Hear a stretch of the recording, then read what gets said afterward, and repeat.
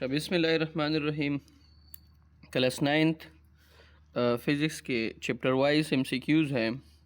पहले MCQs है how many millimeters are there in 10 centimeter. याद रखें 1 सेंटीमीटर में 10 मिलीमीटर होते हैं और 1 मीटर में 100 सेंटीमीटर होते हैं। लेकिन यहाँ पे 10 सेंटीमीटर की बात की गई है। अगर 1 सेंटीमीटर में 10 मिलीमीटर है तो 10 सेंटीमीटर में कितने हो जाएंगे? 10 ज़रबे 10 सेंटीमीटर। इनसे आपके पास कितने आ जाएंगे? 100 मिलीमीटर। ठीक है। MCQs हैं कि 10 सेंटीमीटर में कितने मिलीमीटर है? 100, क्योंकि 1 सेंटीमीटर में 10 मिलीमीटर है। इसके बाद which of the following can be measured using a micrometer. याद रखिए माइक्रोमीटर जो है वो दूसरा नाम है किसका? स्क्रू गेज का। ठीक है। तो स्क्रू गेज जो है which of the following quantity can be measure using a micrometer. Mass जो है उसके लिए हम फिजिकल बैलेंस का इस्तेमाल करते हैं। फोर्स जो है उसके लिए हम स्प्रिंग बैलेंस का इस्तेमाल करते हैं। करंट के लिए हम मीटर का इस्तेमाल करते हैं। लेंथ जो है वो एक ऐसी क्वांटिटी है जिसको हम किसके ज़रिए मेजर करेंगे? माइक्रोमीटर के ज़रिए मेजर करेंगे। ठीक है, अभी बात समझ आ गई है। करंट के लिए हम मीटर, फोर्स के लिए स्प्रिंग बैलेंस, मास के लिए आपके पास फिजिकल बैलेंस। लेंथ जो है वो एक ऐसी क्वांटिटी है जिसको अगर हम मेजर करना चाहते हैं तो इसके लिए हम किसका इस्तेमाल करेंगे? माइक्रोमीटर। ठीक है।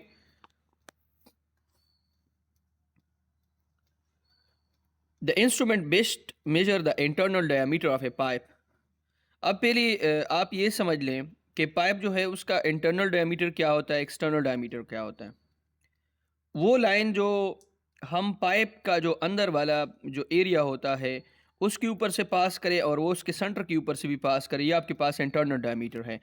ये देखिए आप, ये जो मेरा आपको हाथ नज़र आ रहा है ये इसका इंटरनल डायमीटर है और यहाँ से लेकर यहाँ तक इसका एक्सटर्नल डायमीटर है। तो स्क्रू गेज जो है अगर आप उसको देखें उसका लीस्ट काउंट जो है वो आपके पास है 0.01 मिलीमीटर। वो लेंथ और विड्थ दोनों को मेजर कर सकता है। लेकिन इंटरनल या एक्सटर्नल डायमीटर जो है उसको कौन इजीली मेजर कर सकता है, मतलब एक्यूरेटली? वो आपके पास है वर्नियर कैलिपर। क्योंकि वर्नियर कैलिपर जो है उसके दो जाज होते हैं, एक होती है इंटरनल और एक होती है एक्सटर्नल। मैं थोड़ा सा आप लोगों को दिखा देता हूँ। ये आपके पास स्क्रू गेज हैं, ये आपके पास वर्नियर कैलिपर हैं। अगर आप इसकी ये वाले जाज देख लें, ये इसमें हम इस पाइप को इस तरीके से फिट कर लेते हैं तो ये इसका इंटरनल डायमीटर मालूम कर लेता है। अगर हम इसको इस तरीके से अंदर फिट कर लें तो ये इसका एक्सटर्नल डायमीटर मालूम कर लेता है। लेकिन फ़र्क दोनों में सिर्फ ये है कि इसका जो लिस्ट काउंट है वो आपके पास है 0.1 मिलीमीटर। ये 1 मीटर का 10वां हिस्सा आपको देता है और ये 1 मीटर का आपको 100वां हिस्सा देता है। ठीक है, सॉरी, 1 मीटर का नहीं बल्कि जो आपके पास 1 मिलीमीटर है उसका 10वां हिस्सा और ये 1 मिलीमीटर का 100वां हिस्सा आपको देता है। आपने कहीं अगर बच्चों के साथ आज आप स्कूल में वो फुट देख लें जिस पे वो लकीरें खींचते हैं, उसमें जो सबसे छोटे लाइंस होते हैं उनके दरमियान जो फासला होता है वो 1 मिलीमीटर का होता है। और वर्नियर कैलिपर जो है वो इतनी कम चीज़ों को मेजर करता है कि वो इस एक छोटे से हिस्से का 10वां हिस्सा भी आपको दे सकता है। स्क्रू गेज जो है वो आपको इसका 0.01 100वां हिस्सा दे सकता है। आपने ये चीज़ अपने साथ नोट करनी है कि least count of screw gauge is 0.01 millimeter and least count of vernier caliper is 0.1 millimeter. इसके बाद मीटर रूल है। हम सारे ऑप्शंस को डिस्कस करेंगे।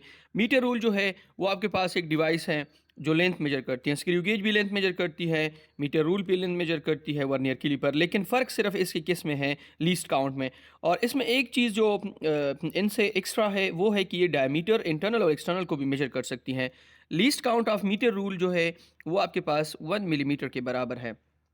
ये अपने साथ नोट करें, MCQs के अंदर मैं MCQs बना रहा हूँ। ठीक है। Least count of metre rule जो है वो 1 मिलीमीटर है। Least count of vernier caliper 0.1 millimeter and least count of screw gauge is 0.01 millimetre.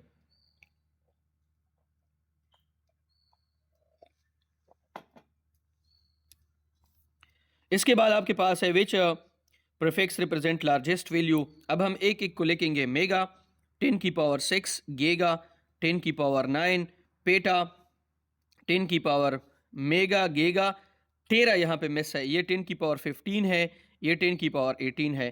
तो याद रखिए 10⁻18 जो है वो आपके पास क्या है, लार्जेस्ट वैल्यू है। Which of the following is the smallest prefix. 10⁻18 ये आपके पास ऑटो, 10⁻9 नैनो, 10⁻15 फेमटो और 10⁻12 पीको। तो 10⁻18 सबसे छोटा है, तो ये आपके पास स्मॉलेस्ट प्रीफिक्स है। इसके बाद है which of the following number show one significant digit. याद रखिए सिग्निफिकेंट डिजिट्स जो है उसमें एक डिजिट आपके पास एक्यूरेट होता है और एक आपके पास मतलब ये कम्बिनेशन होता है एक्यूरेटली नोन डिजिट और डाउटफुल डिजिट्स का। मैंने आप लोगों को एक मिसाल दी थी कि अगर मेरे पास एक घड़ी है, उस पर मैं टाइम को मेजर करना चाहता हूँ, वो 1 सेकंड से कम टाइम को मेजर नहीं कर सकता है। लेकिन अगर कोई मुझे कहे कि इसका टाइम जो है उसने मेजर किया है 1.21 सेकंड, तो इशारे के बाद जो डिजिट्स है वो डाउटफुल है और इशारे से पहले जो है वो आपके पास एक्यूरेट डिजिट्स हैं। अब हमने इसकी रूल्स पढ़े थे कि पावर के अलावा यहाँ पे जितनी भी डिजिट्स आएंगी वो आपके पास सिग्निफिकेंट होंगे। यहाँ पे एक डिजिट आया है तो इसका मतलब ये आपके पास राइट ऑप्शन है। Which of the following number show 4 significant digit. ये रूल भी मैंने आप लोगों को बताया था। इसमें एक डिजिट है, इसमें इशारिया के बाद 2 है, तो ये 6 हैं। इसमें इशारिया जो है उसके लेफ़्ट साइड पे 0 आए हैं, ये बिल्कुल भी नहीं है। इसमें नॉन ज़ीरो डिजिट्स के दरमियान 0 आ रहे हैं, तो इसका मतलब भी है कि ये आपके पास सिग्निफिकेंट है। A light year is a distance traveled by light in 1 year. It travel about 9.460 cross 10⁻15 meter. How many significant figure are there in the number? मैंने आप लोगों को पहले भी बताया कि 10 की पावर के अलावा यहाँ पे जितनी भी डिजिट है वो सिग्निफिकेंट है। 1 2 3 4, तो ये आपके पास 4 सिग्निफिकेंट डिजिट्स है। इसके बाद है 0.2 millimeter in the unit of meter. तो सिंपल 0.2 क्रॉस 10⁻³ मीटर। तो अगर हम इशारिया को यहाँ पे लेके आए, एक तो हम इसको इस तरीके से लिख सकते हैं। अगर हम इशारिया को यहाँ पे लेके आए तो 2.0 क्रॉस 10⁻⁴ मिलीमीटर। हम इसको मीटर, हम इसको इस तरह भी लिख सकते हैं। अगर हम इस इशारिया को ख़त्म करें, इस -4 को भी ख़त्म करें, इशारे को दोबारा लेफ़्ट साइड पे लेके आएँ तो 0.0002 मीटर भी लिख सकते हैं। क्योंकि 10 की पावर -4 का मतलब भी है कि ये जो 2 है इससे यहाँ पे आगे हम 4 डिजिट्स को क्रॉस करेंगे, 1 2 3 4, इनसे दोबारा ये भी आता है, ये भी आता है। तो इसमें आपके पास बोथ ए एंड बी वाला ऑप्शन बिल्कुल करेक्ट है। इसके बाद है Kitabul Manazir is the name of book written by Ibn al-Haytham ने इसको लिखा था। ठीक है,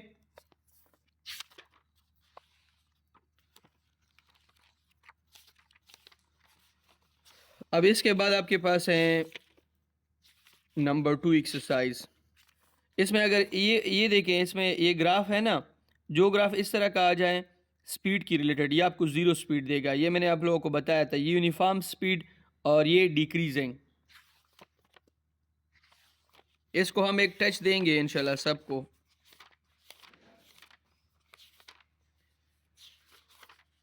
अच्छा, अब आपके पास एमसीक्यूज चैप्टर नंबर 2 के हैं। The average speed of a बस इज 20 मीटर पर second. How far it can travel in 10 second. देखिए आपको स्पीड दिया गया है v इज इक्वल टू कितना है 20 मीटर पर सेकेंड, और आपको टाइम भी दिया गया है, वो आपके पास कितना है 10 सेकेंड। आपसे डिस्टेंस मांग रहे हैं, तो S is equal to we T. V आपके पास कितना है 20 और इस टाइम आपके पास कितना है 10। तो 10 ज़रबे 20 से क्या आता है 200 मीटर। तो इसमें 200 मीटर वाला ऑप्शन बिल्कुल करेक्ट है।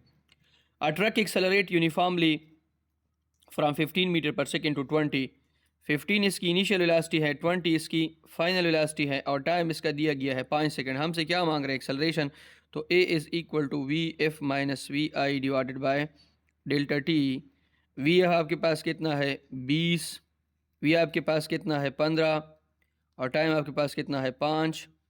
तो ए is equal to 20 minus 15, 5 divided by 5 से क्या आता है 1 मीटर पर सेकेंड स्क्वायर।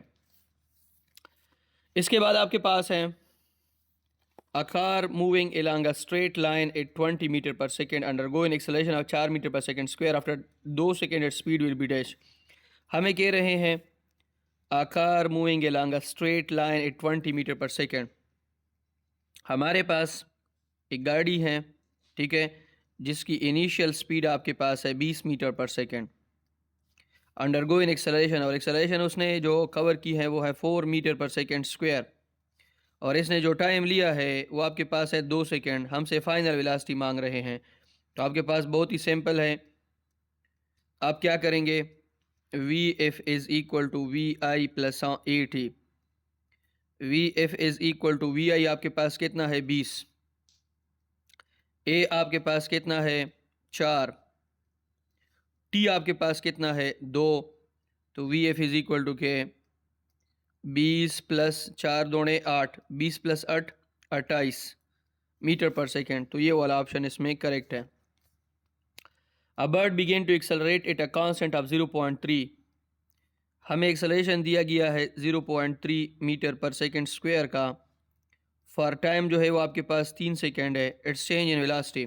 याद रखिए एक्सेलरेशन का इक्वेशन है delta V by delta T. Delta T को यहाँ पे मल्टीप्लाई कर लें तो delta V is equal to के ए ज़रबे delta T. Delta V is equal to के ए आपको दिया गया है कितना है 0.3 और टी आपको दिया गया है 3, तो delta V is equal to 3 3 ज़ार 9, तो 0.9 मीटर पर सेकेंड। इसके बाद आपके पास है a car is going backward at 5 metre पर सेकेंड। ये इनिशियल वेलोसिटी है। आफ्टर 10 सेकेंड ये आपके पास टाइम है। Uniform acceleration it move forward.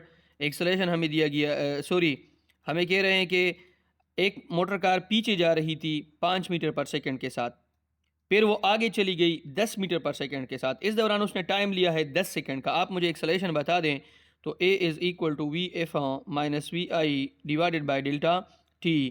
तो वी एफ आपके पास कितना है, वी एफ आपके पास है 10, वी आई आपके पास कितना है 5, और टी आपके पास कितना है 10।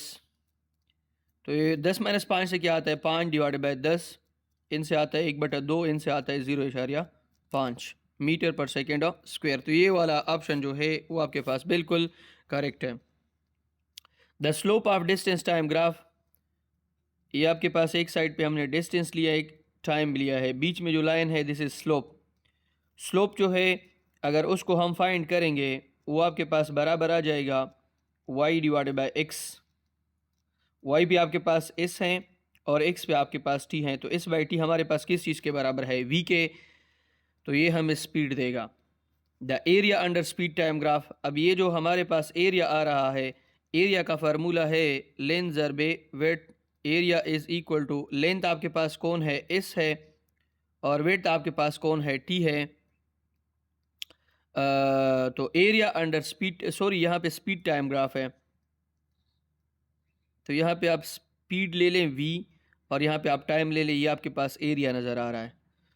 तो आप यहाँ पे करेंगे वी टी, और वी टी किसके बराबर है s के। देखें एक इक्वेशन है ना s is equal to we t, ये आपके पास डिस्टेंस के लिए भी है। अगर आप स्पीड की बात करें तो s इज़ इक्वल टू के वी टी, तो ये आपके पास स्पीड बन जाएगा। सॉरी बस ये ठीक है, स्पीड वाला ठीक है, स्पीड हमारे पास डिस्टेंस डिवाइड बाय टाइम के बराबर है। तो अगर हम एरिया की बात करेंगे, the area under speed time graph represent, तो ये हमें डिस्टेंस की बात करता है कि कितनी हमने फासला कवर की है। A student riding a bicycle on a straight flat road, हमारे पास इस तरह एक रोड है जिस पे एक स्टूडेंट बाइक चला रहा है। कवर 1 ब्लॉक एवरी 7 सेकेंड, हमें कह रहे हैं कि हर 7 सेकेंड में ये एक एक ब्लॉक कवर कर रहा है। रोड पे आप कंसिडर कर लें कि वो जो ब्लू येलो कलर के वो आपके पास जो ब्लॉक्स लगे होते हैं छोटे छोटे, वो हर एक 7 सेकेंड में ये कवर कर रहा है। ईच ब्लॉक इज़ 100 मीटर, हर एक ब्लॉक जो है वो 100 मीटर का है।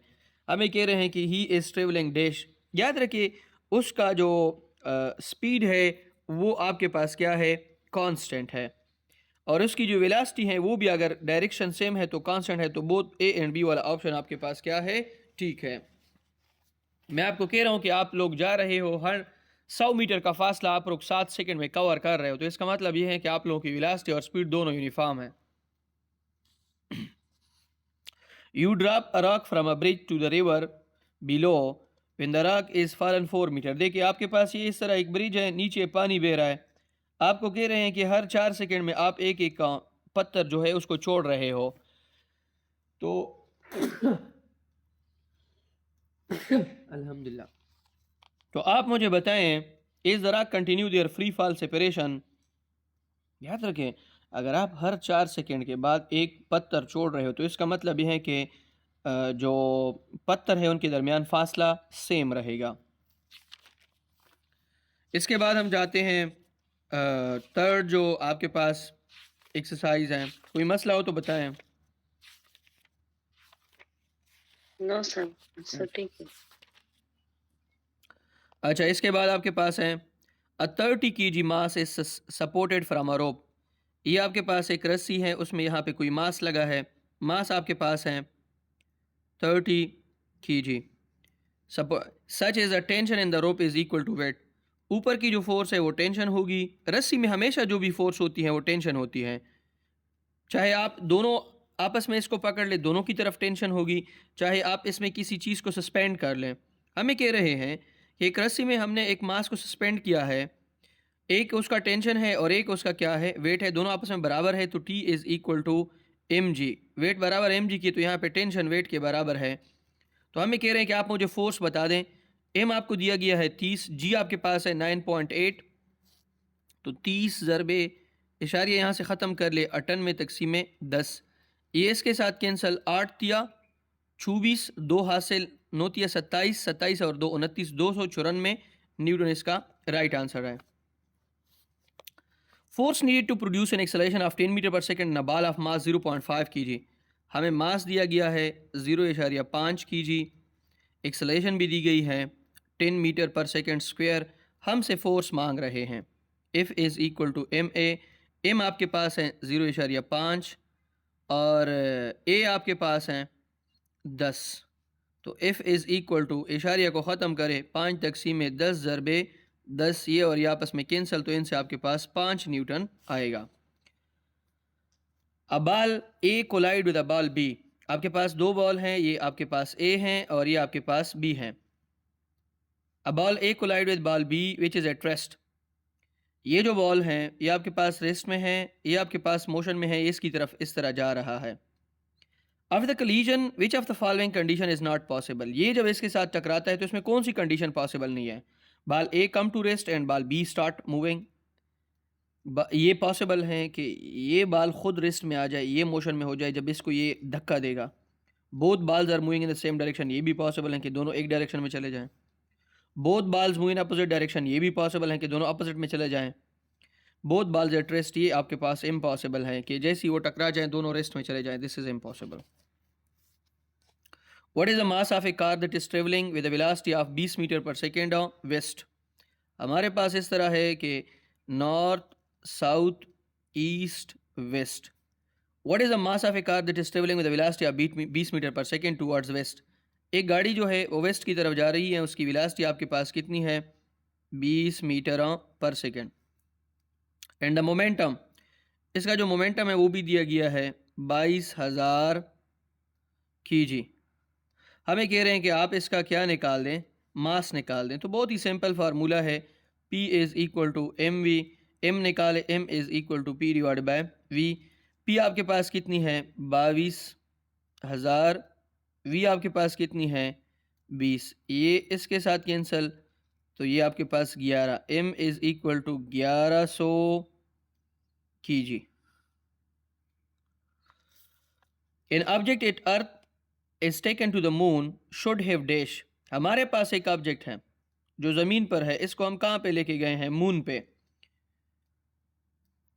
अब हमें कह रहे हैं कि इस पे क्या होगा, less mass less weight, same mass more weight, same mass less weight, less mass same weight. याद रखें मास आपके पास हमेशा कांस्टेंट रखेगा।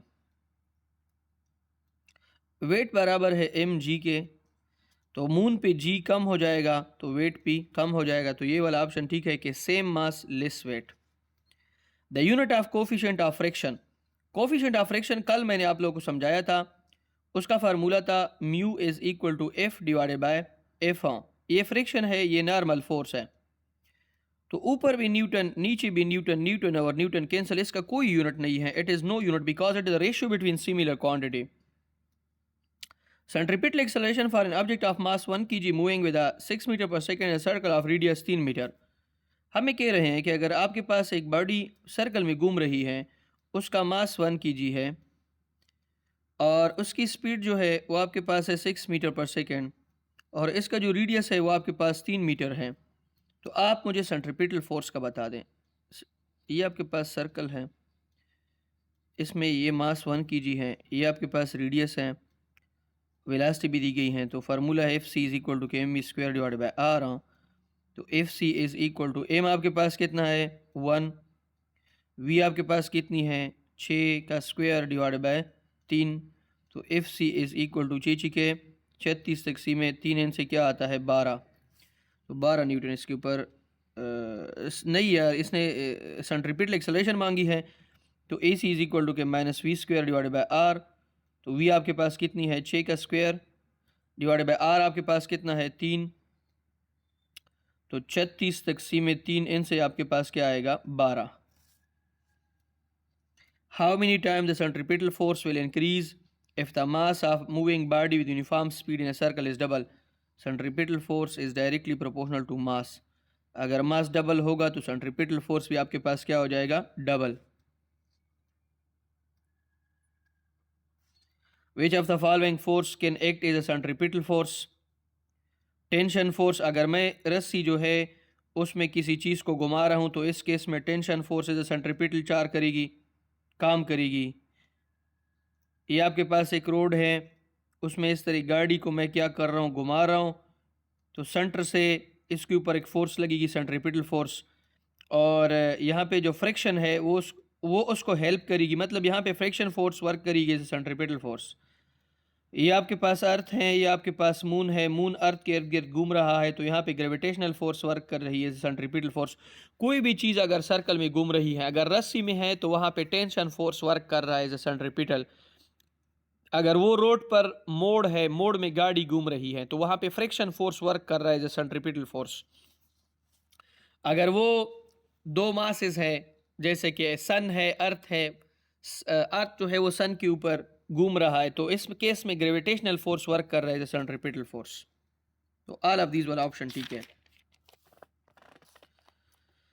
अब यहाँ पे है कि an empty suitcase is placed on the middle of a bus on its floor travelling at a high speed when the bus brakes suddenly the suitcase slide dash. आपको कह रहे हैं कि आपके पास ये एक सूटकेस है, उसमें सॉरी एक बस है, उसमें एक सूटकेस पड़ा है, बस अचानक ब्रेक लगाते तो सूटकेस कहाँ पे जाएगा? याद रखिए सूटकेस फॉरवर्ड जाएगा इनर्शिया की वजह से। इनर्शिया का आप सिंपल पश्तों में समझ ले कि ये जिद है। कोई भी गाड़ी अगर आप इसको आगे लेके जाना चाहती हो, वो रेस्ट में है, तो वो आपके साथ जिद करेगी, मतलब आगे नहीं जाएगी। मतलब आप किसी भारी चीज़ को उठाते हो तो आप तो उसको उठाने की कोशिश करते हो, लेकिन वो नहीं उठती हैं। क्यों? क्योंकि वो चाहती हैं कि वो रेस्ट में रहे। इस तरह मूवेबल बॉडी हमेशा चाहती हैं कि वो मोशन में रहे। अब इस केस में अगर आप देखें, पर्स बहुत स्पीड के साथ बस में जा रहा था, बस अचानक रुक गया, लेकिन पर्स खुद की मोशन को कंटिन्यू करना चाहता है, इसी वजह से वो आगे चला गया है। In Newton third law, the action-reaction pair does not neutralize each other because they act on a dash. हमें कह रहे हैं कि इसमें एक्शन और रिएक्शन न्यूट्रलाइज नहीं होते हैं। क्यों? क्योंकि ये एक बॉडी है और ये दूसरी बॉडी है, एक्ट ऑन डिफरेंट बॉडीज। अगर एक बॉडी होती तो उसमें ये न्यूट्रलाइज कर लेते।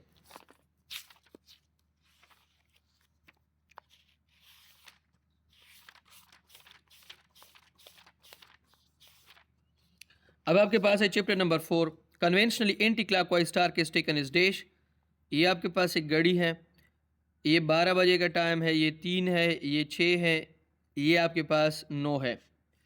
कोई भी अगर बॉडी इस तरीके से घूम रही है कि घड़ी की मुखालिफ सिमत है तो एंटी क्लॉकवाइज है। तो याद रखें, आपके पास एक दरवाज़ा है, अगर आप इसको इस डायरेक्शन में ओपन करते हो ये एंटी क्लॉकवाइज है, इसमें ओपन करते हो तो ये क्लॉकवाइज है।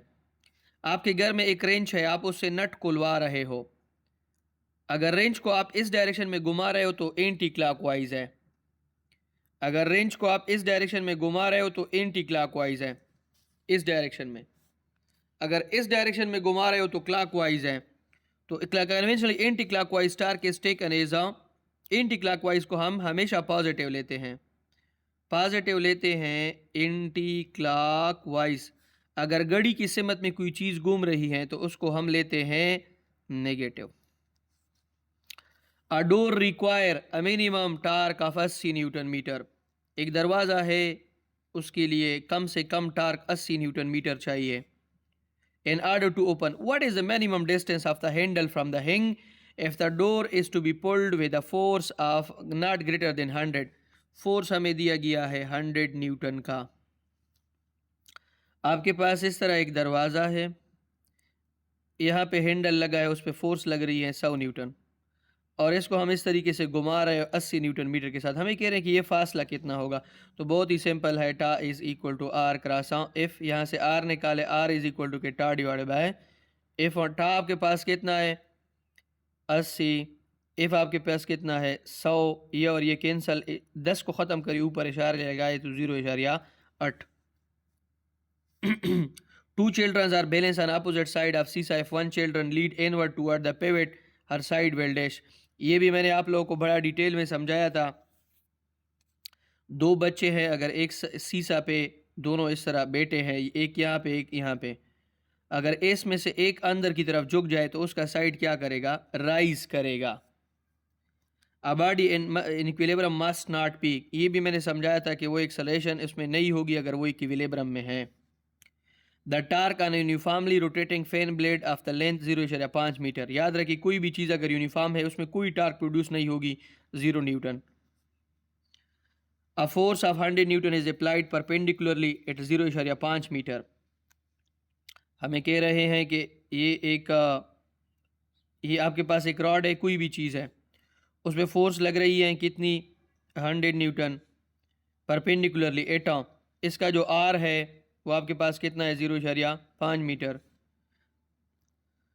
The torque on the acting torque हमसे मांग रहे हैं, तो टा इज इक्वल टू के r cross f on tau is equal to के आर आपके पास कितना है 0.5, एफ आपके पास कितना है 100, तो टा इज इक्वल टू इशारिया को ख़त्म करे 5 तक़सीम में 10 ज़रबे 100, ये एस के साथ cancel, 10 5 50। The shortest distance between two couple forces is dash. ये भी मैंने समझाया था कि एक फोर्स यहाँ पे लग रही है, एक फोर्स यहाँ पे लग रही है, अपोजिट है, इनके दरमियान जो फासला है उसको हम कपल आरम कहते हैं। वैसे तो ये आरम है लेकिन दो फोर्सेज हैं तो इसी वजह से couple arm. A girl pushes to open a door perpendicular with a force of 25 newton. हमें फोर्स दी गई है 25 newton at 0.6 metre from the hinge. R हमें दिया गया है 0.6। हमसे क्या मांग रहे हैं, टार्क। तो tau is equal to r cross f. Tau is equal to r कितना है 0.6, एफ आपके पास कितना है 25, तो टा इज इक्वल टू इशारिया को ख़त्म करे 6 तक़सीम में 10 ज़रबे 25, तो टा इज इक्वल टू 25 ठीक है 125 तक़सीम में 10, 10 को ख़त्म कर यहाँ पे इशारिया लगाएं 12.5।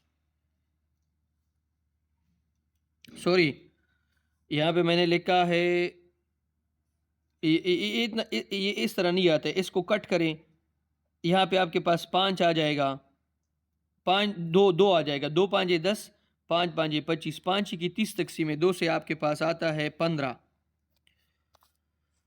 इसके बाद आपके पास है the angle at which x and y component of force are equal. इसमें एक चीज़ अंडरस्टैंड कर लें, यहाँ पे हम कंपोनेंट्स ले रहे हैं। कल मैंने बताया था, ये देखें, अगर ये 45 एंगल पे हो जाएं तो एफ ऑफ वाई और एफ ऑफ एक्स दोनों आपस में क्या आ जाएंगे, बराबर। वो एंगल जिस पे रिजोल्यूशन ऑफ फैक्टर का टॉपिक हमने पढ़ा था, जिसके कंपोनेंट्स हैं, वो अगर दोनों सेम आ जाए तो वो आपके पास 45 एंगल है। Centre of mass is different from centre of gravity when we have dash non uniform. ये भी मैंने आप लोगों को समझाया था, जब ग्रेविटेशनल फोर्स नॉन यूनिफॉर्म होगी तो सेंटर ऑफ ग्रेविटी मुख्तलिफ होगी, किससे, सेंटर ऑफ मास से।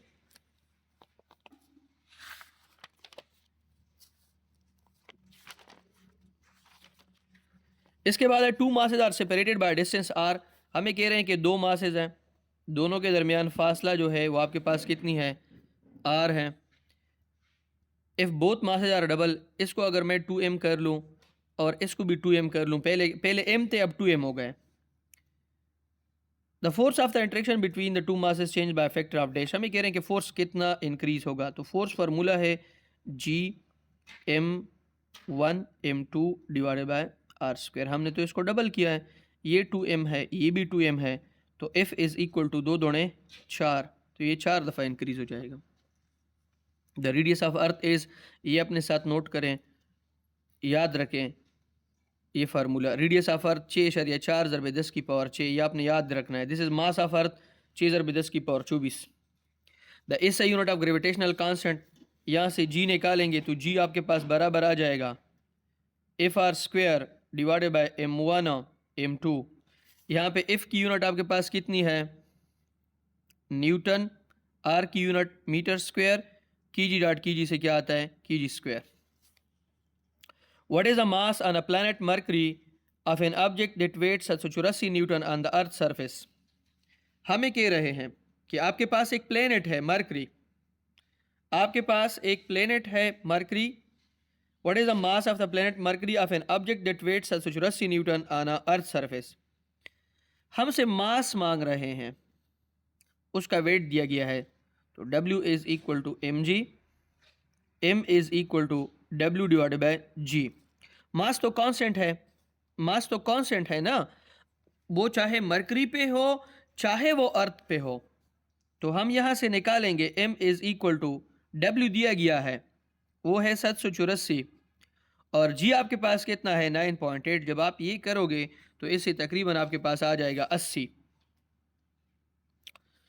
इसके बाद है an object is orbiting a planet with orbital speed v, if the radius is same and mass is increased 4 times, by what factor its orbital speed will continue change? हमारे पास formula है orbital speed का, v is equal to g m e divided by r e plus h. हमें कह रहे हैं कि if an object is orbiting a planet with orbital speed v, if the radius is same and mass is increase, ये जो मास है इसको 4 दफ़ा इंक्रीज किया गया है। अगर आप, ये अंडर रूट है, अंडर रूट में अगर आप 4 को पुट कर लें तो 2 का स्क्वायर, ये और ये कैंसल, तो एक 2 इसमें एक्स्ट्रा आ गई, तो इसका मतलब ये है कि इसका स्पीड क्या हो जाएगा, double. The value of ji at the surface of moon, ये भी मैंने आप लोगों को कहा था, सरफेस ऑफ मून पे 1.6 है। The value of G dash with altitude, G जो है वो इन्वर्सली प्रोपोर्शनल है हाइट के, जितना आप ऊपर जाओगे एल्टीट्यूड में जी की वैल्यू आपके पास क्या हो जाएगी, डिक्रीज। इसके बाद है when a body is move from sea level to the top of mountain there is change in a dash. हमें कह रहे हैं कि अगर हम किसी बॉडी को ज़मीन से ऊपर उठाएं और इसे मतलब सी लेवल से ऊपर उठाएं, किसी पहाड़ में लेके जाएं, तो किस चीज़ में चेंज आएगा, W is equal to M G. G कम होगी तो वेट में भी चेंज आएगा, तो weight decrease. The value of ji at the equator is dash. आपके पास दो चीज़ें हैं, एक आपके पास है ये नॉर्थ, ये साउथ, और ये आपके पास इक्वेटर है। एक आपके पास पोल्स होते हैं, पोल, ये वाले जो है ये पोल्स हैं, ये वाले आपके पास इक्वेटर हैं। The value of ji at the equator is dash, तो जी जो है वो इन्वर्सली प्रोपोर्शनल है आर के, तो इक्वेटर का आर ज़्यादा है तो वहाँ पे जी क्या होगी, कम होगी, और पोल का आर कम है वहाँ पे जी की वैल्यू क्या होगी, ज़्यादा।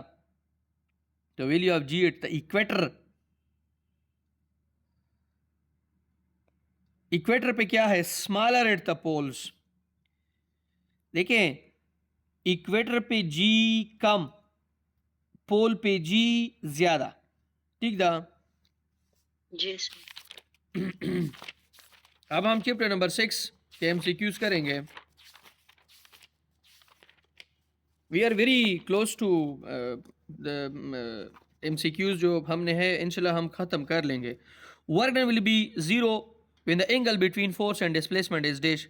वर्क का फार्मूला है W इज इक्वल टू के f s cos of theta, तो W is equal to f s cos of theta की जगह पे हम क्या पुट करेंगे, 90। याद रखें काज 0 बराबर है 1 के और काज 90 बराबर है 0 के, तो अगर हम यहाँ पे 0 पुट कर लेंगे और एफ एस के साथ ज़रब करेंगे तो 90 एंगल पे वर्क 0 आ जाएगा। A 30 Newton force is exerted in the trolley move a distance of 5 metre. हमें कह रहे हैं कि फोर्स हमने लगाया है 30 न्यूटन का और फासला जो है वो एक ट्रॉली ने कवर किया है 5 मीटर का, हमसे वर्क मांग रहे हैं।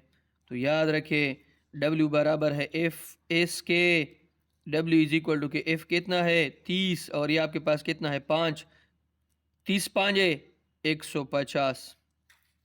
150 joule. If the speed of a car decreases by half, हमें कह रहे हैं कि एक मोटर कार है उसकी स्पीड कम हो गई, आधी हो गई। The kinetic energy change by factor of dash, kinetic energy का फार्मूला है 1/2 m v²।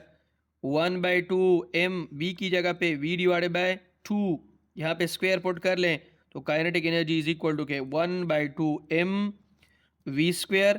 और ये नीचे 1/2 जो है 1/4 हो जाएगा।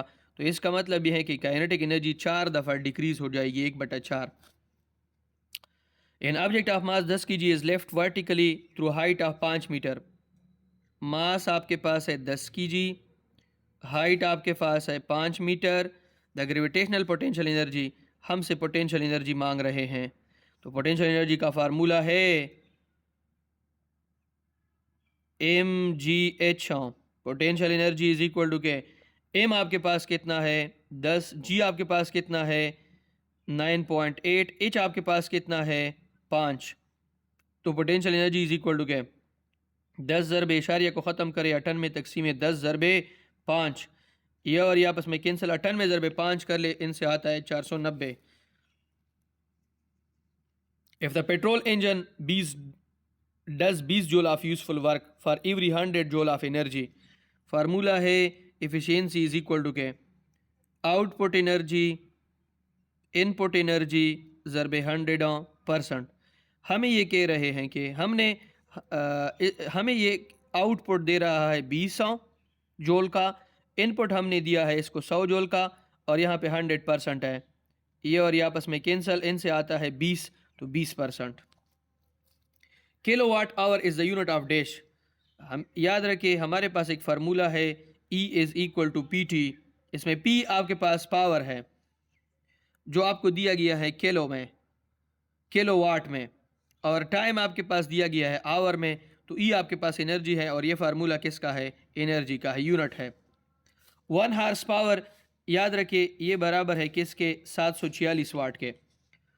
1 वाट बराबर है 1 वाट, 1 जूल डिवाइडेड बाय 1 सेकेंड के, और 746 वाट जो है वो आपके पास बराबर है 1 हार्स पावर के। ये आपके पास पावर की यूनिट है, पावर की यूनिट किलोवाट है जो कि हज़ार वाट के बराबर है, मेगावाट है जो कि 10 की पावर 6 वाट के बराबर है, मुख्तलिफ यूनिट्स है।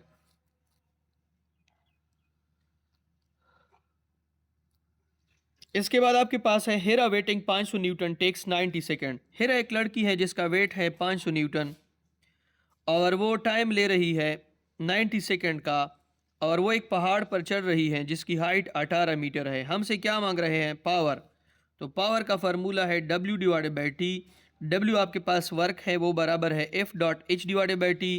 F हमारे पास वेट है वो दिया गया है कितना, 500। हाइट आपके पास कितनी है 18, टाइम आपके पास कितना है 90। तो ये एक से फर इसके साथ कैंसिल, 9 1 9, 9 दूने 18, तो 50 ज़रबे 2 से क्या आता है 100। तो यहाँ पे 100 वाट लगेगी। इसके बाद machine is able to lift 200 kg of concrete slab vertically up to a height of 30 metre. आपके पास एक मशीन है जो एक स्लेब को ऊपर लेके जा रही है, हाइट हमें दिया गया है 30 metre, about the ground time उसने लिया है 50 सेकेंड का। द एवरेज मसल पावर, हमसे पावर मांग रहे हैं, तो पावर का वही फार्मूला ले लें, ये F.H divided by T। F आपके पास कितना है 200,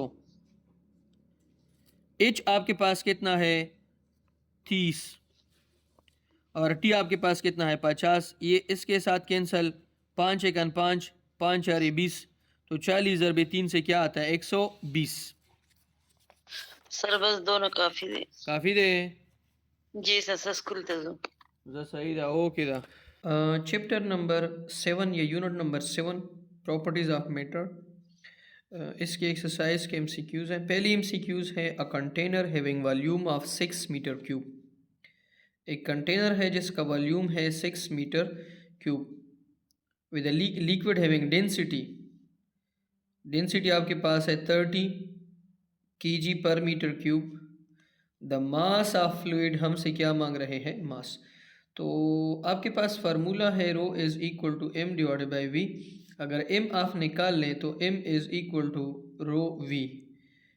M is equal to rho आपके पास कितनी है 30, वी आपके पास कितनी है 6, 6 को 30 के साथ मल्टीप्लाई करें तो 180, 180 kg।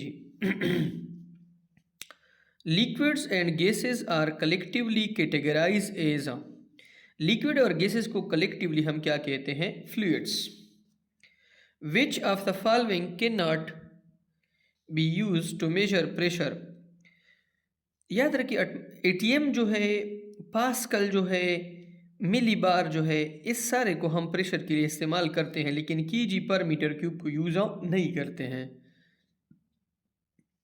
Pressure at the depth in a fluid, मैंने समझाया था कि pressure is directly proportional to depth. जितनी डेप्थ ज़्यादा होगी प्रेशर उतनी ज़्यादा होगी।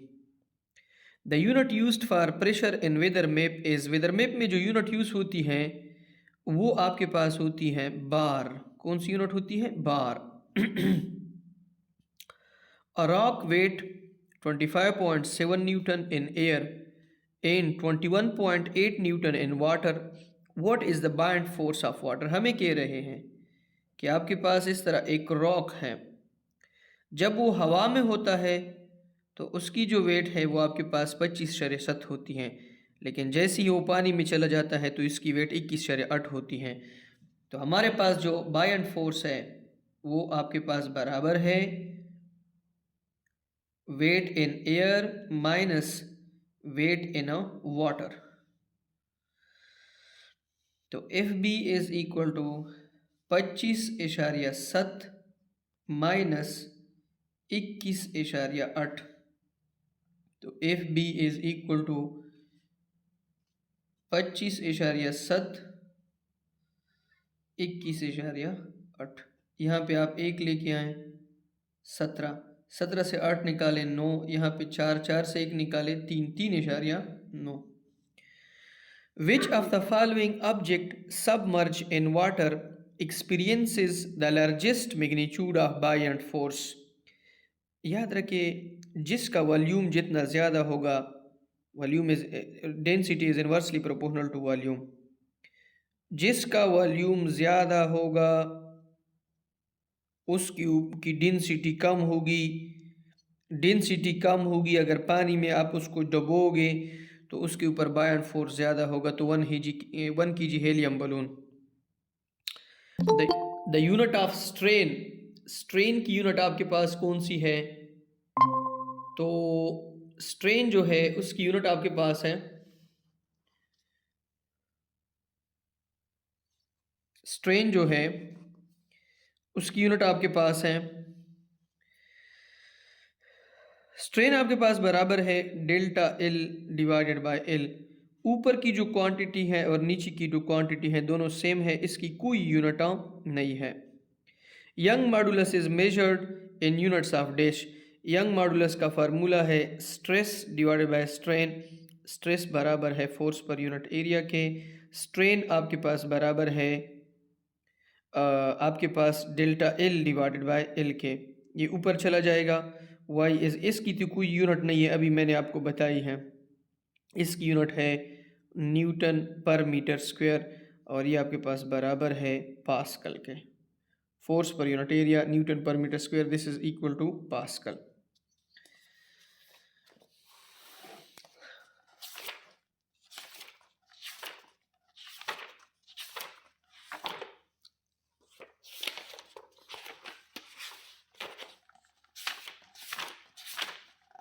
अब इसके बाद आपके पास है चैप्टर नंबर 8। ठीक है, chapter number 8। The SI unit of heat is, heat की जो एसआई यूनिट है वो आपके पास है joule. SI unit of temperature, temperature की एसआई यूनिट आपके पास है kelvin. The Fahrenheit and Celsius scale reading of temperature coefficient coincide. याद रखिए फ़ारेनहाइट और सेल्सियस स्केल जो है वो आपके पास -40 डिग्री सेंटीग्रेड पे कोइंसाइड करते हैं। इसके बाद आपके पास है 310 kelvin in centigrade is equal to dash. आपके पास फार्मूला है T C is equal to T K minus 273।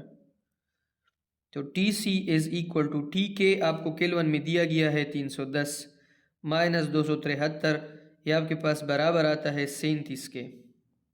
310 kelvin आपके पास डिग्री सेंटीग्रेड में 37 के बराबर है। When water at 0 degree centigrade is heated, it contracts till temperature reaches. Fahad sir बांधने का दरवाज़ा दोनों सामान लगा। When water at 0 degree centigrade is heated, it contracts till temperature reaches 4 degree centigrade. याद रखिए पानी की एक बिहेवियर है जिसे हम एनामेलस बिहेवियर कहते हैं। नॉर्मली दुनिया में आप कोई भी मेटल ले लें, उसको जब आप हीट करेंगे तो वो एक्सपेंड होगा, जब आप कूल करेंगे तो वो कंट्रैक्ट होगा। लेकिन वाटर जो है उसमें एक चीज़ बहुत अजीब है और इस अजीब बिहेवियर को एनामेलस बिहेवियर कहते हैं। और वो अजीब बिहेवियर क्या है कि जब पानी को आप 0 डिग्री सेंटीग्रेड से ऊपर लेके जाओ 4 डिग्री सेंटीग्रेड, तो होना तो ये चाहिए कि वो कंट्रैक्ट करे, वो एक्सपेंड करे, वो कंट्रैक्ट होती है। लेकिन जब आप इसको 4 से नीचे लेके आओगे, होना ये चाहिए कि ये आपके पास कंट्रैक्ट करे लेकिन ये एक्सपेंड होती है। एनामेलस में हाइड्रोजन बॉन्ड होता है। The SI unit of specific heat is, specific heat जो है उसकी एसआई यूनिट क्या है? स्पेसिफिक हीट को पहले समझें। अगर आपके पास पानी है, आपने उसको एक बर्तन में रखा है, 1 किलोग्राम पानी है और आप उसको 1 डिग्री उसका टेम्परेचर बढ़ाना चाहते हो, तो कितना हीट उसके लिए रिक्वायर्ड है? इसको हम कहते हैं स्पेसिफिक हीट। ठीक है, स्पेसिफिक हीट कैपेसिटी या स्पेसिफिक हीट। और इसका जो आपके पास फार्मूला है वो है delta Q is equal to M delta T into यहाँ पे कांस्टेंट है सी। सी यहाँ से निकालोगे तो C is equal to delta Q divided by M delta T. Heat की यूनिट है जॉल, मास की यूनिट है केजी, टेम्परेचर की यूनिट है kelvin. The relation between coefficient of linear and volumetric expansion, याद रखिए लीनियर एक्सपेंशन को हम अल्फा से रिप्रेजेंट करते थे और वॉल्यूमेट्रिक को हम गेमा से रिप्रेजेंट करते थे। गेमा चूंकि 3 डायमेंशन में थी और वो उसमें 3 अल्फ़ा आते थे, तो gamma is equal to 3 alpha. 3 alpha का मतलब ये है कि लेंथ, विड्थ और हाइट। इसके बाद आपके पास है SI unit of latent heat. Latent heat को हम एल एफ से रिप्रेजेंट करते थे, वो आपके पास बराबर था delta Q divided by delta T. तो J divided by K, no J divided by K नहीं, J A delta Q is directly proportional to M, delta Q is directly proportional to T. तो ये आपके पास बराबर आ जाएगा जे divide by के जी। हाँ नहीं, एक ही मिनट चेक कर लेते हैं। Delta Q divide by M, बस ठीक है, जॉल पर कीजिए, ये वाला ऑप्शन है। अच्छा, इसके बाद है how much heat is required to melt 1 kg of zinc at its boiling temperature 240 with latent heat of 113। देखिए हमें कह रहे हैं कि आपके पास मास जो है वो 1 kg है, इट्स बॉइलिंग टेम्परेचर वो आपके पास है 240, latent heat L, latent heat आपके पास है 113 ज़रबे 10 की पावर 3 जॉल पर कीजी। हमसे क्या मांग रहे हैं? How much heat. तो फार्मूला आपके पास है delta Q is equal to L F ज़रबे डेल्टा टी। टेम्परेचर आपके पास कितना है 240। ये 240, ये एमसीक्यूज मुझे गलत लग गई, आप इसकी रीड करें। Delta Q is equal to के एम एल एफ, ठीक है, बस ठीक है। Delta Q is equal to के एम आपके पास कितना है 1 kg और एल एफ हमें दिया गया है वो कितना है 113 ज़रबे 10 की पावर 3। तो सिंपल फार्मूला है L F is equal to delta Q is equal to L F M. m1 है तो 1 इसके साथ ज़रब करोगे इनसे दोबारा यही वैल्यू आ जाएगी 113 ज़रब 10 की पावर 3, ठीक है। और जॉल पर कीजिए, यहाँ पे यूनिट नहीं लिखे हैं, 113 ज़रब 10 की पावर 3 जॉल पर कीजिए। The amount of heat required to raise the temperature of 1 kg of water by 1 kelvin, ये याद रखें वो अमाउंट ऑफ हीट जो रिक्वायर्ड है कि वो वाटर के टेम्परेचर को 1 डिग्री राइज करे, वो आपके पास 4190 जूल है।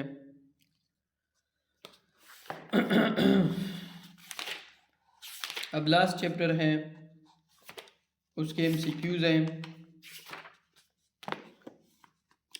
पहली MCQs है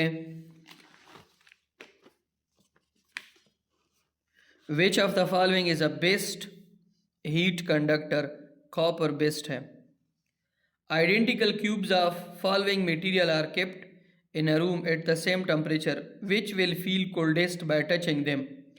हमें कह रहे हैं कि identical cubes of the following material are kept in a room at the same temperature। इसमें वुड है, ग्लास है, आयरन है, स्टायरोफोम। तो आयरन इसमें क्या लगेगी, हमें कह रहे हैं कि एक जैसे आइडेंटिकल क्यूब्स, एक जैसे क्यूब्स जो हैं वो हमने लिए हैं इन मटेरियल्स के बने हुए। आप मुझे बताएं कि which will feel coldest bye touching, इनमें से कौन जो है वो कोल्डेस्ट होगा, ठंडा होगा। इसमें आयरन, क्यों आयरन होगा, क्योंकि आयरन जो है वो कंडक्टर है, वो जल्दी हीट लॉस भी करता है और गेन भी करता है। इसके बाद है the transfer of heat bye convection is smallest in a, transfer of heat जो है वो स्मॉलेस्ट है किस में, याद रखिए वो स्मॉलेस्ट है ट्रांसफ़र ऑफ हीट गैसेस में, सॉलिड और लिक्विड में जल्दी होता है। One way that heat is transfer from place to place inside a human body is by flow of blood, which one of the following heat transfer process describe this action of blood. तो याद रखिए इसमें basically convection है, क्योंकि खून के ज़रिए heat जब एक जगह से दूसरी जगह जाता है तो इसमें एक चीज़ नोट करें, और वो क्या है कि इसमें जो खून के ब्लड के जो पार्टिकल्स हैं या ब्लड में जो एटम्स है, जो भी आप चीज़ लेते हो, मॉलिक्यूल्स हैं, वो एक जगह से दूसरी जगह मूवमेंट करते हैं, तो ये आपके पास कन्वेक्शन है। The best absorber of radiation is a body who surface is dull black, उसका सरफेस डल ब्लैक होगा।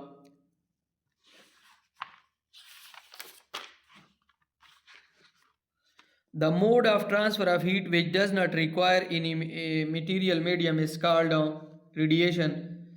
कंडक्शन मैंने बताया था सॉलिड, कन्वेक्शन आपके पास फ्लूइड्स, और रेडिएशन के लिए किसी भी मीडियम की ज़रूरत नहीं है। Which of the following has the highest thermal conductivity, thermal conductivity का मतलब ये है कि किसी भी मेटल में हीट का एक पॉइंट से दूसरे पॉइंट जाना, इसको हम कहते हैं थर्मल कंडक्टिविटी। थर्मल कंडक्टिविटी किसकी ज़्यादा है, वाटर, वुड, वूल, एयर, तो इसमें वाटर की ज़्यादा है। वाटर जल्दी ट्रांसफ़र कर सकता है इसके मुकाबले में। The temperature at which a body is not radiating any heat, 0 kelvin वो टेम्परेचर है जिस पे बॉडी में, मैंने कल भी कहा था कि कोई भी हीट जो है वो रेडिएट नहीं करती है। The electron that are free to move through the metal is called, वो इलेक्ट्रॉन जो free to move to metal है वो आपके पास कौन से हैं, फ्री इलेक्ट्रॉन्स हैं। अब इसमें कुछ चीज़ें आपने साथ नोट करें। एक इक्वेशन जो है वो इस चैप्टर में बड़ा ही इम्पॉर्टेंट है, और वो इक्वेशन आपके पास कौन सा है, वो इक्वेशन आपके पास थर्मल कंडक्टिविटी वाला इक्वेशन है। देखिए ये वाला इक्वेशन है, क्यों बाई टी, पेज नंबर 239 पे, Q by T is equal to के ए ज़र by T H minus T C divide by delta L. इसमें के आपके पास थर्मल कंडक्टिविटी है, क्यों आपके पास हीट है, टी आपके पास टाइम है, टी एच आपके पास हाई टेम्परेचर है, टी सी आपके पास कोल्ड टेम्परेचर है, एल लेंथ है। मैं आपको थोड़ा समझाता हूँ। आपके घर में कोई रॉड है, यहाँ पे आपने आग लगाई है और इसको आपने हाथ में पकड़ा है, तो इसका मतलब ये हाई टेम्परेचर पे है तो इसके लिए टी एच, ये लो टेम्परेचर पे है इसके लिए आप टी सी।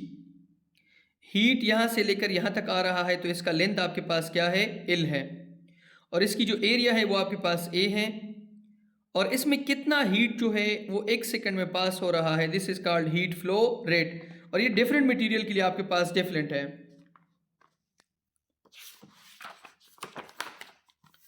इसके बाद सेकेंड चैप्टर में अगर आप आ जाएं लास्ट सेकेंड में, सेकेंड लास्ट में, उसमें ये वाला फार्मूला आपके पास बड़ा ही इंपॉर्टेंट है, L V is equal to delta Q divide by M. Delta Q आपके पास हीट है, एम आपके पास क्या पेज है, नंबर मास है।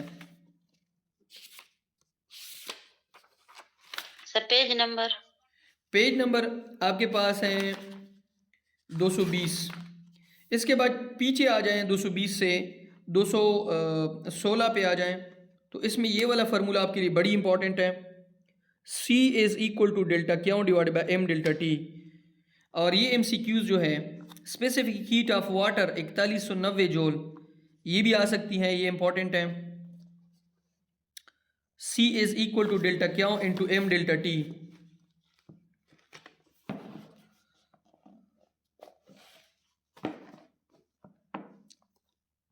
Page number 216। दो ये सौ सोलह पे कौन से नंबर? 216 पे जो इक्वेशंस है दोनों, एक आप 217 पे नोट करें, importance of the high specific, इसमें 4190 जूल नोट करें। 216 पे आप delta Q divide by delta T note करें, delta Q divide by M delta. एक आपके पास है हीट कैपेसिटी, एक आपके पास स्पेसिफिक हीट कैपेसिटी है। फिर आप आ जाएं पेज नंबर 212। 212 पे मैं एक फार्मूला लिखवा देता हूँ, गेमा। ये आपके पास है वॉल्यूमेट्रिक थर्मल एक्सपेंशन, गेमा बराबर है delta V divided by V naught delta T. और ये वॉल्यूमेट्रिक थर्मल एक्सपेंशन का है। और ये जो टॉपिक है इसमें लिखा है एनोमलस एक्सपेंशन ऑफ वाटर, इसको भी हमने डिस्कस किया है कि 0 से लेकर 4 तक या 4 से लेकर 0 तक, इनके दरमियान पानी जो है वो एक अजीब किस्म की बिहेवियर शो करती है जो कोई आम मटेरियल शो नहीं करता है। इसके बाद पीछे आ जाए, ये वाला भी MCQs में मौजूद है, gamma is equal to 3 alpha. The value of coefficient of volume thermal expansion gamma for different substance are the, ये है आपके पास gamma is equal to delta V by delta T, ये भी मैंने आपको बताई है, 209 और 208 पेज पे हैं। Alpha is equal to delta L by L naught delta T, ये आपके पास 206 पेज है।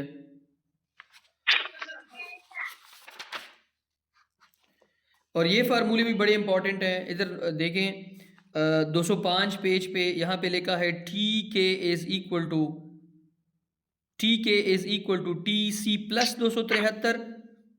ये अगर आपको सेंटीग्रेड में दिया गया है, इसको आप केल्विन में कन्वर्ट करते हो, लेकिन अगर आपको केल्विन में दिया गया है सेंटीग्रेड में कन्वर्ट करना चाहे तो 273 को यहाँ पे लेके आओ, T C is equal to के टी के माइनस 273। और अगर आप फ़ारेनहाइट से सेंटीग्रेड पे जाना चाहते हो, इंसान का नॉर्मल टेम्परेचर फ़ारेनहाइट में 98.6 और 37 डिग्री सेंटीग्रेड 310 केल्विन के बराबर है। ये 204 पेज पे यहाँ पे लिखा है T K is equal to के टी सी प्लस 273, ये भी याद करें। और T F is equal to के 9/5 टी सी प्लस 32, ये भी याद करें। सर, दोनों स्पीड में वर्क कर दी। अच्छा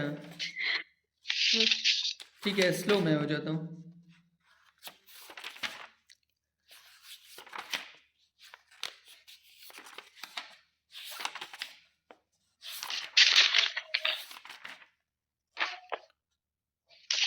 अभी आप आ जाए 191 पेज पे, 191 पे। 191 पे आपके पास है यंग मॉडुलस। इसमें एल और एक्स की कोई यूनिट नहीं है, एफ और ए की यूनिट है, एफ की यूनिट है न्यूटन, ए की यूनिट है मीटर स्क्वायर, और ये बराबर है पास्कल के। और ये हुक्स लॉ है, ये भी इंपॉर्टेंट है, इससे अगले पेज पे if restoring is directly proportional to X, यहाँ पे के लगी है, के आपके पास कांस्टेंट है और ये आपके पास प्रोपोर्शनलिटी कांस्टेंट है, इसको हम स्प्रिंग कांस्टेंट भी कहते हैं। और के जो है उसकी यूनिट भी आ सकती है, के आपके पास बराबर है F divided by X. F की यूनिट है न्यूटन, एक्स की यूनिट है metre. Stress force per unit area, strain change in length divided by original length या extension divided by original length. इसकी यूनिट आपके पास है पास्कल और इसकी कोई यूनिट नहीं है। समझ आ रही है? जी सर। सदा मदा फार्मूले राजी। हाँ, इसकी रिलेटेड कॉन्सेप्ट आ सकते हैं। ये टॉपिक भी इम्पॉर्टेंट है, आर्किमिडीज प्रिंसिपल। जब भी हम किसी भी चीज़ को पानी में डुबोते हैं, कल भी मैंने समझाया था, तो नीचे से उसके ऊपर एक फोर्स लगती है जिसको हम बायंट फोर्स कहते हैं।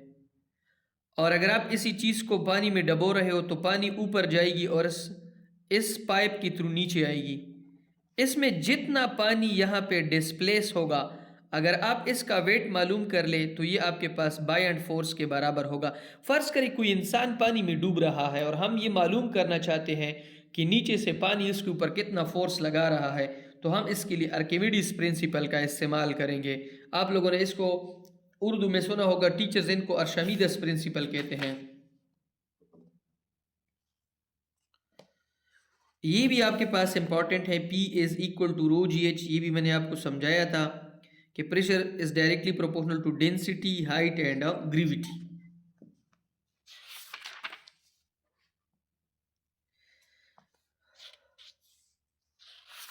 और ये ला जो है ये भी आप देख लें, पास्कल्स ला।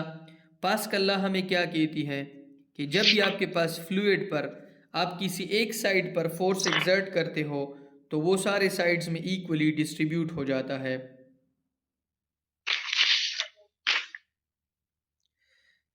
178 पेज पे एक एमसीक्यूज है, is it possible to build a barometer with a water rather than a mercury. क्या ऐसा पॉसिबल है कि हम ऐसा बैरोमीटर बनाएं जो पानी मतलब उसके अंदर हो, मर्करी ना हो? Yes, it is possible. Sir हाँ। देखिए, नॉर्मली ये जो बैरोमीटर है इसमें हम मर्करी इसी वजह से इस्तेमाल करते हैं क्योंकि मर्करी बहुत ज़्यादा सेंसिटिव है, थोड़ा सा उसके ऊपर प्रेशर लगता है तो ऊपर जाती है। वाटर का हम बना सकते हैं, लेकिन वाटर में सबसे बड़ा मसला ये है कि वाटर का चूंकि सेंसिटिव नहीं है, उसके ऊपर आपको बहुत ज़्यादा प्रेशर एक्सर्ट करना पड़ेगा, फिर वो आपके पास ऊपर जाएगी। तो इसी वजह से वाटर का जो बैरोमीटर है वो इतना इफेक्टिव नहीं है एज कम्पेयर टू मर्करी। जी सर। इसके बाद टॉपिक है प्रेशर। प्रेशर जो है वो force per unit area, newton per metre square. मैंने इसकी यूनिट्स भी समझाए थे। एक यूनिट जो है आपके पास वाट, प्रेशर की यूनिट वाट है। मैंने कल भी कहा था कि 1 हार्स पावर आपके पास बराबर होती है 746 वाट। लास्ट में मैंने कि लास्ट में जब आपका टेस्ट होगा ना इंशाल्लाह, मैं कोशिश करूंगा कि मैं फिजिक्स के सारे फार्मूलाज भी लिखूं और मेजॉरिटी जो टॉपिक्स हैं उनको भी मैं हाईलाइट करूं। तो जो एमसीक्यूज वाला बुक है अगर वो एक नहीं है मेरे पास, 4 बुक्स हैं, इंशाल्लाह मैं वो भी कवर करूंगा। और एक मैं आप लोगों के लिए मैथ्स का बुक लेके आया हूँ आज। मैंने जो एमसीक्यूज भेजे हैं, this is a very interesting book, बहुत ही इंटरेस्टिंग है। देखिए मैंने एक पूरा बुक लिया है, दिस इज़ अ बुक। कल से हम इंशाल्लाह इसकी भी क्लास जो है वो शुरू करेंगे। इसमें सारे एमसीक्यूज हैं, पूरी इफिसी है इसमें। और एक मैंने इफिसी फर्स्ट ईयर सेकेंड ईयर के लिए मैंने लिया है आप लोगों के लिए, फिजिक्स का भी। और इंशाल्लाह मैं घर से भी 9th क्लास के एमसीक्यूज वाले बॉक्स मंगवा रहा हूँ, तो वहाँ पे मेरे पास बहुत सारे हैं।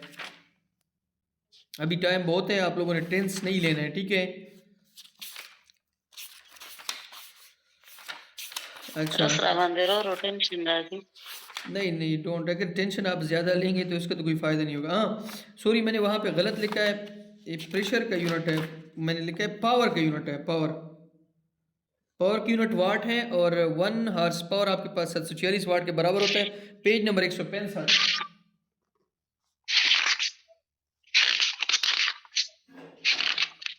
P=W/T। हाँ अच्छा, कोई मसला है तो पूछ लेना, मैं तब तक पानी पी लेता हूँ। सर मसला तो अभी नहीं है सर। मैथ्स एमसीक्यूज मैंने कुछ सॉल्व किए हैं, कुछ But ये it समझ was very नहीं आ tough, रही huh? सर। रसा वानडे रना पोइदमा ठीक है, बस अल्लाह खैर करेगा। ये एमसीक्यूज ना भी सर मार्क डेरा करें, पोइदमा ना तो याद बता। ये एमसीक्यूज मार्क करें। 165 पेज पे 1 kilowatt hour is equal to 3.6 cross 10 की पावर 6 जूल। जी सर। और energy does 100 watt bulb, time आपके दिया गया है 3600 सेकेंड, तो ये आपके पास है 3.6 × 10 की पावर 5 जूल। ये भी इम्पोर्टेंट है, ये भी नोट करें। Shuttle puts out a few gigawatt power. जब एक रॉकेट के ज़रिए हम स्पेस में कोई मिशन लॉन्च करते हैं, उसका जो शटल है लॉन्च होने पर 10 की पावर 9 वाट पावर लेता है।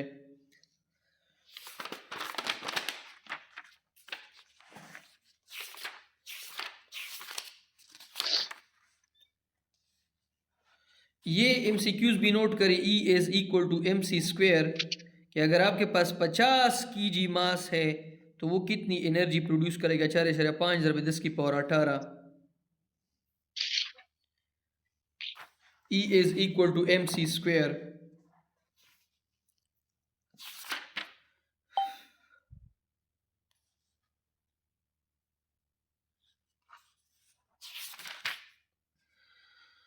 अच्छा, पोटेंशियल एनर्जी का फार्मूला नोट करें। M G H, mass gravity height पर डिपेंड करता है।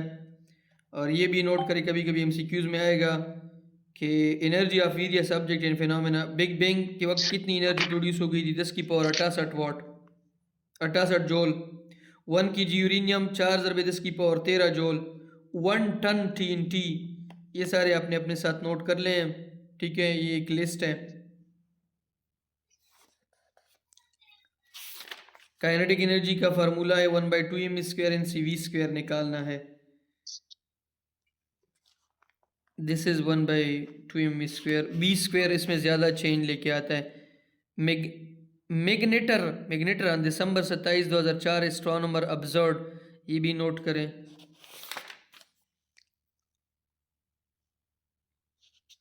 वर्क का formula W is equal to के FS F cos थीटा। अगर थीटा आपके पास 0 तो वर्क मैक्सिमम, अगर थीटा आपके पास 90 तो work 0। cos 90 is equal to के 0। अगर थीटा 180 तो वर्क आपके पास नेगेटिव। ये वाला फार्मूला नोट करें 143 पेज पे। V is equal to GME divided by RE plus H। This is the speed of a satellite orbiting around the earth. G is equal to GR² divided by RE plus H का whole square. ये gravity का formula है, ठीक है? G is equal to GM divided by R²। इस पे निकाल सकते हो अगर हाइट इन्वॉल्व नहीं है।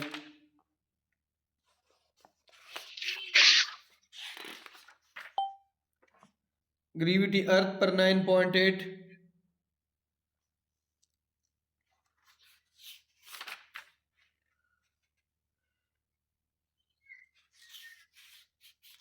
मास ऑफ अर्थ आपके पास 6 × 10 की पावर 24। ये भी याद करें।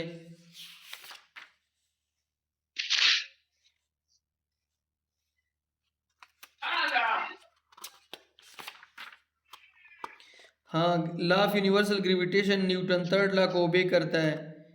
अगर आपको इस तरह का एमसीक्यूज आ जाए कि अर्थ ज़्यादा फोर्स लगाता है या सन, तो आपने सीधा बोलना है कि दोनों इक्वल मैग्नीट्यूड के फोर्सेस लगाते हैं अपोजिट डायरेक्शन में।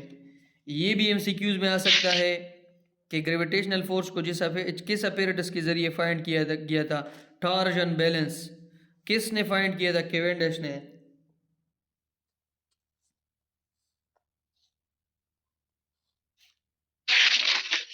लॉ ऑफ यूनिवर्सल ग्रेविटेशन का फार्मूला है GM1m2 डिवाइड बाय R²। इसमें जो कैपिटल जी है इसकी जो आपके पास वैल्यू है 6.67 ज़रब 10 की पावर -11 की जी।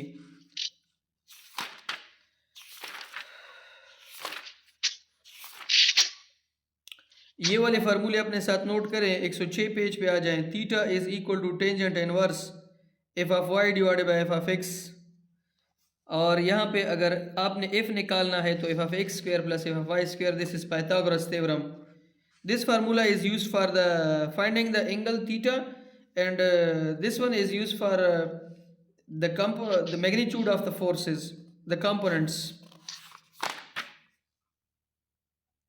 ये टेबल अगर याद कर सकती हो कि साइन 90 1 के बराबर है, कॉस 90 0, ठीक है। ये टेबल भी अपने साथ नोट करिए, मैं लास्ट में मैं ये टेबल भी खुद बनवाऊंगा, ठीक है। ये भी आ सकता है, फोर्सेस जब पैरेलल हो एडेड, जब एंटी पैरेलल हो सब्ट्रैक्टेड।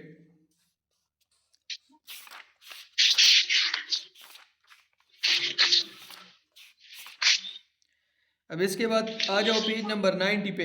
दो फार्मूले हैं, एक सेंट्रीपिटल फोर्स का है M V square divide by R, एक सेंट्रीपिटल एक्सेलरेशन का है V square divide by are.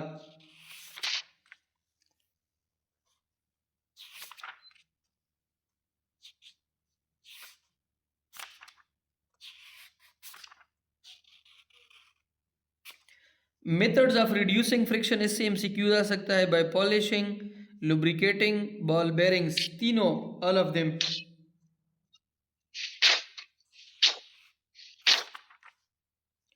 ये भी आ सकता है कि कोफिशिएंट ऑफ फ्रिक्शन की यूनिट क्या है, इसकी कोई यूनिट नहीं है because it the ratio between similar quantities.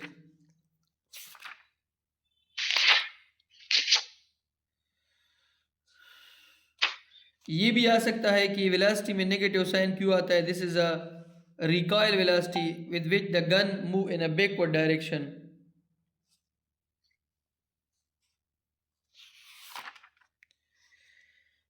This is law of conservation of momentum, जिसमें अगर आप एक्सटर्नल फोर्स को जीरो कर लें तो initial momentum will be equal to final momentum. इसके बाद change of momentum in collision, momentum जो है वो हमेशा आपके पास कांस्टेंट रहेगी, और मैंने सारी बताया था आप लोगों को।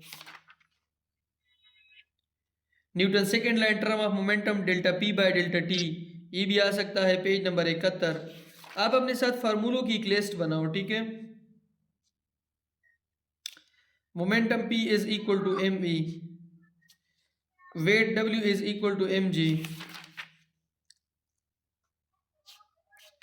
Newton third law, action will be equal to reaction, magnitude बराबर होगा, डायरेक्शन अपोजिट होगा।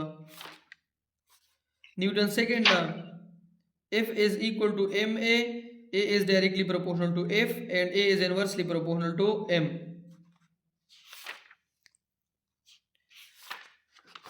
वन न्यूटन फोर्स किसके बराबर होगा, जब 1 kg मास होगा और 1 मीटर पर सेकेंड स्क्वायर के साथ वो एक्सेलरेट होगा।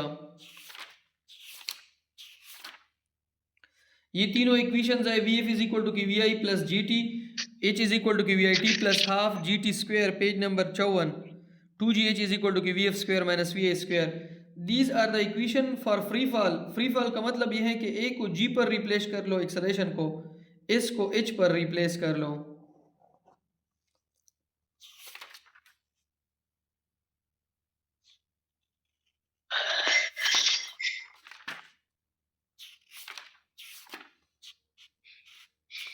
ये ग्राफ आ सकते हैं, ये ग्राफ शो करता है जीरो, अगर यहाँ पे डिस्टेंस टाइम है तो जीरो स्पीड, ये यूनिफॉर्म स्पीड, ये वेरिएबल स्पीड।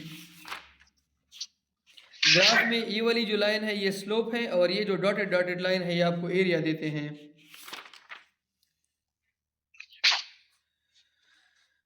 एक्सेलरेशन का फार्मूला है change in velocity divided by time. Average acceleration का फार्मूला है total change in velocity divided by time. Instantaneous acceleration का फार्मूला है limit delta T tends to zero delta V by delta T. Speed का formula है v is equal to के S by T.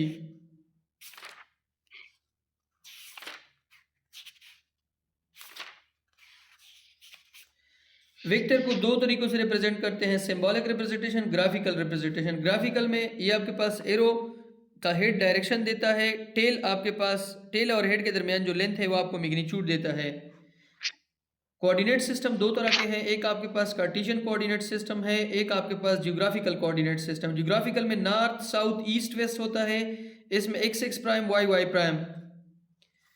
दो तरह के quantities है, एक स्केलर है आपके पास, एक वेक्टर है। स्केलर में आपके पास मैग्नीट्यूड होता है, डायरेक्शन नहीं होता है। वेक्टर में आपके पास मैग्नीट्यूड प्लस डायरेक्शन होता है। रेक्टिलिनियर मोशन स्ट्रेट में होता है, कर्वलिनियर मोशन कर्व्ड होता है, रैंडम मोशन जो है वो किसी भी डायरेक्शन में जा सकता है, जैसे चमगादड़ इधर उधर भागता है। रोटेटरी मोशन एक फिक्स एक्सिस के इर्द गिर्द घूमता है। वाइब्रेटरी मोशन जो है वो टू एंड फ्रो मोशन करता है। इसके बाद फर्स्ट चैप्टर है, उसमें कुछ चीज़ें आप नोट करें।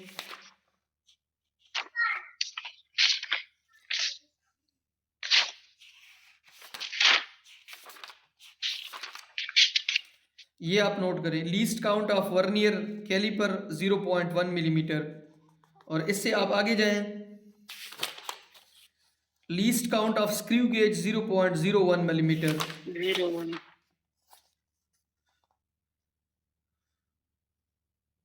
और least count of metre rule 1 millimetre. ये लिस्ट आप याद करें, एक जा किस चीज़ के बराबर है, प्रीफिक्सेस का। मेंटीसा जो है उसका formula m is equal to n, m is equal to n is equal to m class 10 power plus minus p।